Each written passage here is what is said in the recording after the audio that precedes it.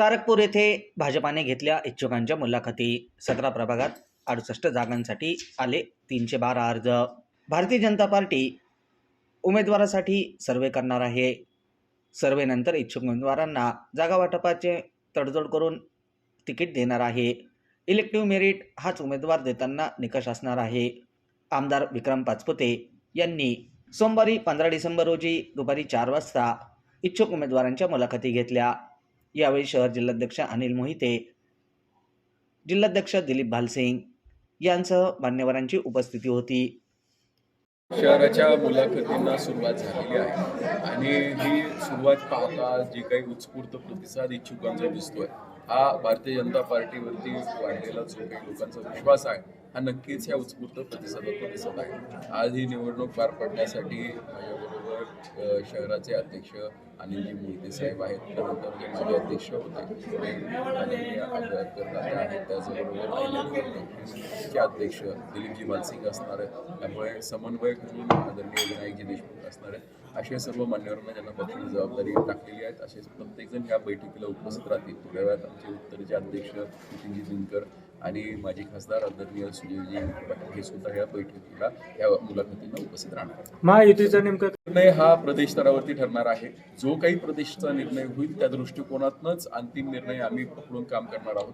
परंतु आम्ही प्रत्येक प्रभागासाठी आमची तयारी करत आहोत. प्रत्येक प्रभागासाठी आम्ही आज मुलाखती पार पाडणार आहे आणि मुलाखती पार पाडून आम्ही सर्व आमची तयारी ही 100% असणार आहे.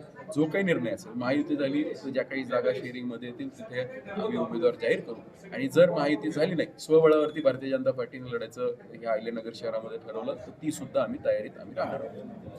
पालिका निवडणुकीत मागाशी उल्लेख केला तुम्ही, पालिका निवडणुकीत काही प्रयोग केले, काही सर्वे झाले, काही स्थानिक पातळीवर निर्णय घेतले गेले, त्याच्यावर ह्या पालिका निवडणुकीचं युती करायची का नाही हे अवलंबून आता बरेचसे निकालावरती अवलंबून राहतील. जे काही पालिका निवडणुका पार पडल्या याचे निकाल हे उद्याच्या 21 तारखेला झाल्यानंतर, कारण काही प्रयोग भारतीय जनता पार्टीकडून 100% झाले होते, ज्याच्यामध्ये काही मतदारसंघ असे होते ज्या ठिकाणी 100% उमेदवार हे सर्वेवरती ठरले गेले होते. जर त्या ठिकाणी निकाल चांगले लागले तर नक्कीच इथे येणाऱ्या महानगरपालिकेमध्ये सुद्धा ते निकष लावले जातील.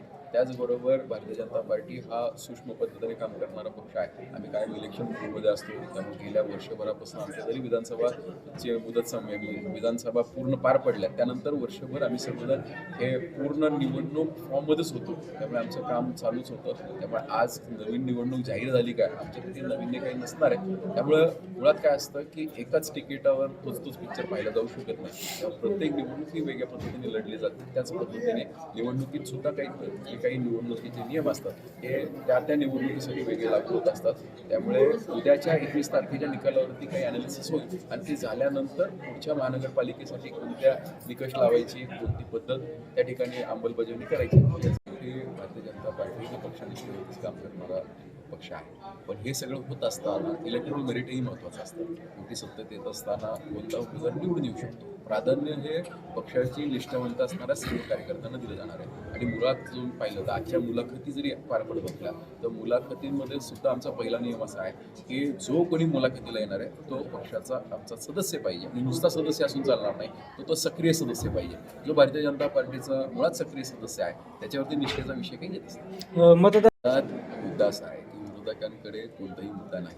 आपण जर पाहिलं असेल की प्रत्येक वेळेस म्हणजे 2019ला EVMचा मुद्दा समोर आला, 24ला लोकसभेला त्यांचा निकाल चांगला झाला की मग EVM बंद झालं, 24ला विधानसभेचा निकाल थोडासा मनाविरुद्ध विरोधकांच्या गेला की परत EVMचा मुद्दा आला.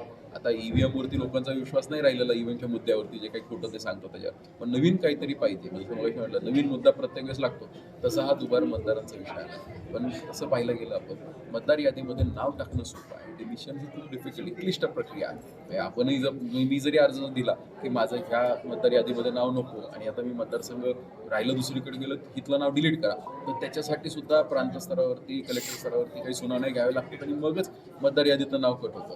त्यामुळे दुबार मतदार हा प्रश्न आपल्या महाराष्ट्रातून हा देशभर प्रश्न आहे.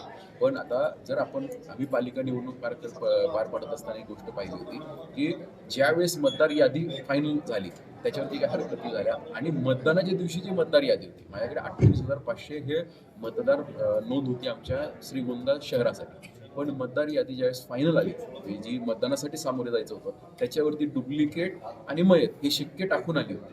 आणि हे शिक्के टाकून जवळजवळ 2,500 मतदार 2,500च्या आसपास मतदार हे त्यांच्यावर ऑलरेडी शिक्के होते जे मतदानच करू शकत नव्हते कारण त्यांचे दुबार नाव होते. त्यामुळे इलेक्शन कमिशनने हे काही पावलं उचललेली आहेत आणि मला खात्री आहे की त्याचा परिणाम तुम्हाला उद्याच्या निवडणुकीत दिसेल. आणि अहिल्यानगरमध्ये पण अशा काही शंका असतील तर